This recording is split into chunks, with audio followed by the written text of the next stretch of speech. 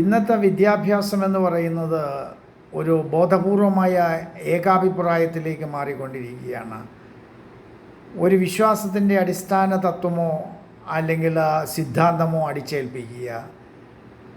ചരിത്രമൊക്കെ നമ്മൾ പഠിച്ചതൊക്കെ ഇപ്പോൾ തെറ്റാണ്. മിത്തിന് കൂടുതൽ പ്രാധാന്യം കൊടുക്കുന്നു. അപ്പോൾ വിദ്യാഭ്യാസം ഇവിടെ അതിൻ്റെ ഉദ്ദേശ്യം എന്താണോ അത് എന്തു ചെയ്യുന്നില്ല, ആ ഉദ്ദേശം സാക്ഷാത്കരിക്കുന്നില്ല എന്നുള്ളതാണ് അല്ലേ. അപ്പോൾ അങ്ങനെ വരുമ്പോഴത്തേക്ക് അതിന് നമുക്ക് വിദ്യാഭ്യാസം എന്ന് പറയില്ല. അത് ഭാവനയെ അല്ലെങ്കിൽ സൃഷ്ടിപരമായ കഴിവുകളെ അല്ലെങ്കിൽ ability to think outside the box ഇല്ലാതാക്കിയാണ്. അതിന് നമുക്ക് ഒരിക്കലും വിദ്യാഭ്യാസം എന്ന് വിളിക്കാൻ പറ്റില്ല. അത് നിക്കോള ടെസ്ല പണ്ട് പറഞ്ഞതുപോലെ അതിനെ ഇൻഡോക്ട്രിനേഷൻ എന്ന് മാത്രമേ വിളിക്കാൻ പറ്റുള്ളൂ അല്ലേ. When your education limits your imagination it is called indoctrination. വളരെ ശരിയാണത്.